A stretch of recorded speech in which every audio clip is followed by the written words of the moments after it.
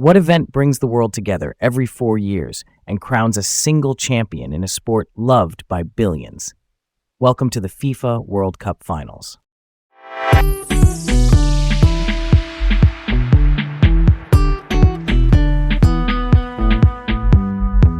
Hi, I'm Leah, feeling excited to dive into today's topic. And I'm Garrett. Can't wait to get started. Welcome to Laid Back Learning with Leah and Garrett.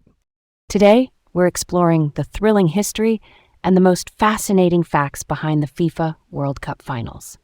I remember watching the 2014 World Cup Final with my family, and the tension was so palpable. It felt like every pass mattered. It was incredible to see Germany clinch their fourth title with that stunning goal in extra time. We all kind of held our breath and then just burst out cheering at the same time. That one gave me chills. All right, let me set the stage. The FIFA World Cup is the top international soccer tournament for men's national teams, run by FIFA, which is the global governing body of the sport. It's held every 4 years, starting in 1930, and it only paused in 1942 and 1946 because of World War II. Association football, by the way, is just the formal term for what most of us call soccer. Same game, 11 aside, the whole deal. The final is the last match of that whole journey. It decides the world champion in one go, a one-off match. If the score's tied after the usual 90 minutes, you get extra time, which is like a bonus period to try to settle it. If it's still tied after extra time, then it goes to a penalty shootout, which is a series of one-on-one kicks that decide the winner. It's very high drama, very final. There was one big format twist in 1950.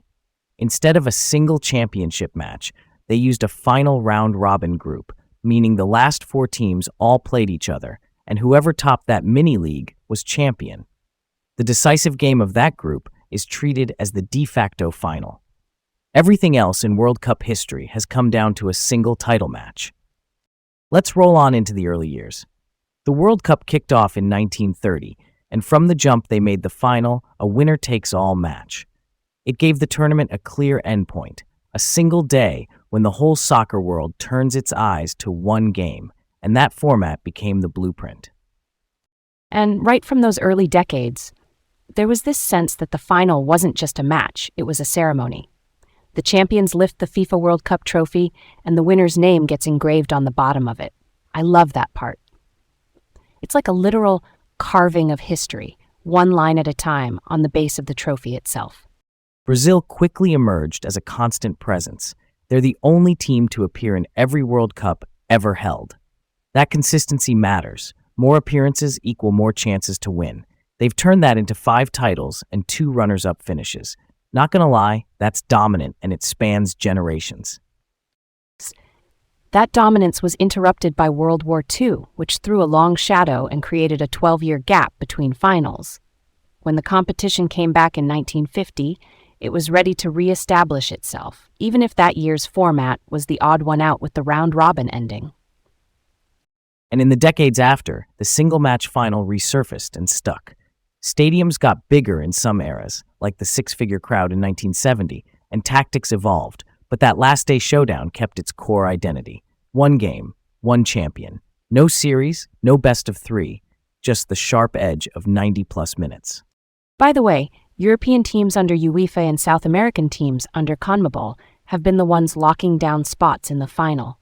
Only those 2 regions have ever produced finalists, and that pattern was set early and stayed strong. So to sum up that beginning era, a clear format, a few dominant nations like Brazil stepping forward, and the competition surviving a massive global interruption to come back even bigger. That's the foundation the modern finals rest on. Okay, let's move on to the modern tiebreakers because they changed the finals' feel. Since 1986, if a final is still tied after extra time, it's decided by a penalty shootout. Before that, a replay would have been the rule, meaning you'd schedule another full match to settle it. Replays never actually happened in a final, but the possibility loomed over those earlier editions. That 1986 switch has decided big moments. Think 1994, which ended 0-0 and went 3-2 on penalties. Then 2006, 1-1 after extra time, finished 5-3 in the shootout. And 2022, 3-3, then 4-2 on penalties. It locks in a champion on the day, every time, no rescheduling. And tucked between those years, there was the golden goal rule in 1998 and 2002. That meant the first goal in extra time would instantly end the game. It was never needed in a final, though, which I find kind of poetic. Even with sudden death on the table, finals stayed measured and cautious in extra time. Germany is the other major thread here. They've reached more finals than anyone else, 8 of them, 4 titles, 4 runners-up. That's across a long timeline, which tells you something about sustained competitiveness. Different squads, different coaches, same outcome. They keep arriving at the last match. And then there's the 2022 final, Argentina versus France. Wild swings 3-3 after extra time, and then Argentina won 4-2 on penalties. That one captured why the shootout era can be unforgettable. It's closure and chaos at once, and it crowned Argentina with a 3rd title.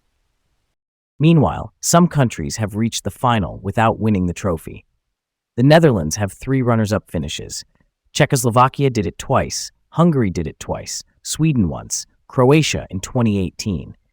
Making the final at all is rarefied air, and it shows how thin the margins are at the very top. It also shows how a single moment can swing everything. A penalty save, a shot that clips the post. In the modern format, those split seconds are decisive because the match won't be replayed. You feel that pressure grow as the clock moves into extra time. So that middle stretch is about new tiebreakers, Germany's consistency, and finals that can hinge on a single kick. It's high stakes, no safety net. Let's bring it home with the long-running tug-of-war between UEFA and CONMEBOL. Only European and South American teams have ever made the final. Europe's got more total appearances, 29, but South America has been incredibly efficient with 15 appearances and 2/3 of those turning into wins. It's a rivalry of breadth versus conversion rate. And then there's the sheer spectacle of it all. The 1950 decisive match at Maracanã had an attendance of 173,850. That's a mind-bending number by today's standards. Modern stadiums focus on all-seater safety and comfort, so you don't see those figures anymore. But that crowd tells you about the scale the final can reach. The list of champions is short and elite. Brazil, Germany, Italy, Argentina, France, Uruguay, England, and Spain. 8 nations. Out of 80 that have participated, only 13 have even reached the final. That's a very narrow door. And right now, Argentina sit at the top as reigning champions after that 2022 epic in Qatar. 3 titles overall. It's a perfect snapshot of how history and present collide on that stage. So the end of our narrative arc lands on this. A final that has stayed true to its one-game essence, a rivalry between 2 confederations that refuses to fade, and a trophy that keeps welcoming a familiar circle of names onto its base. All right, here's a twisty question. What if penalty shootouts had never been introduced in 1986? I think replays could have totally altered history. Imagine 1994. After a 0, instead of a shootout, you come back days later for a second match. New energy, tactical tweaks, maybe different lineups. That resets psychology. I mean, a shootout compresses everything into a few kicks, but a replay would open a whole new chapter. I hear you, but I'll defend the shootout. It brings instant resolution and a peak of drama that, for better or worse, defines the final. It's the moment where pressure becomes crystal clear. Also, logistically, a replay is hard. Stadium availability, broadcast schedules, player recovery. The shootout keeps the tournament timeline clean and still gives us extra time as a chance to win it without penalties. True, replays would stress the calendar. But think about player fatigue in the current format. Going 120 minutes, then penalties, that's brutal too. With a replay, coaches might rotate or adjust formations. Maybe we'd see more goals in the second match because the first game's chess match is over and the teams have solved each other a bit. That could add strategic depth to the finals lore. But there's also the human side. A shootout, for all its harshness, puts agency in the hands of both the taker and the keeper, equally. It's a distilled test of nerve and technique, and it prevents the final from lingering into uncertainty. If we had replays, imagine travel, ticketing, and the emotional yo-yo for supporters. It's a lot. Shootouts set a clear endpoint, So maybe it comes down to what kind of drama we prefer, the sudden, focused intensity of a shootout versus the extended, narrative-rich tension of a replay. I still think we'd have seen at least one different champion if replays were used in 1994, 2006, or 2022. That's something to chew on, huh? And I think the modern rhythm has trained everyone, from players to fans, to accept that this is the ultimate test. If strategy is your thing, the 120 minutes give you layers to analyze. If closure is your thing, the shootout respects your time. Either way, we agree it shapes legacies in a big way. Wouldn't it be great if there were a future docu-series tracing how finals evolved over time, focusing on iconic moments and the personal stories behind them, like walking through the rule changes, the 1950 format, the rise of penalties, and pairing that with players talking about what it felt like in those decisive minutes?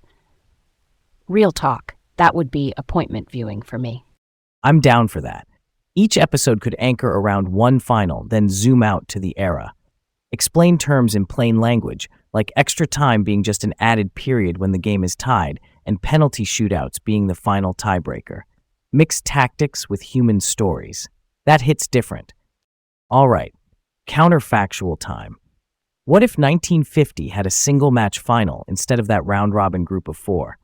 You'd get one colossal game, maybe Brazil versus the same opponent they faced in the decisive group match, under the weight of a massive home crowd at Maracanã. With one match, pressure concentrates. Maybe that swings the psychology and the outcome either way. I wonder how that would reshape Brazil's early narrative. A single final could either amplify their dominance or give us an alternate champion that changes the balance between Europe and South America in those early decades. One match also changes how coaches set up: fewer conservative choices in a group scenario, more calculated risks in a one-off. Different risks, different rewards. And attendance-wise, the 1950 decisive game already hit 173,850. Imagine the symbolic power of labeling that exact day the final from the start. The ceremony, the build-up, the singular focus. The storylines we tell today about that year might be even more concentrated, maybe changing how future hosts design finals and stadium experiences. Either way, that what-if shows how format choices echo for decades. Change the shape of the last match, and you can tilt competitive balance, rewrite legacies, and even influence how fans remember entire eras. That's the heartbeat of it. Thanks for tuning in, everyone. Stay curious. Keep exploring, and see you next time on Laid Back Learning with Leah and Garrett.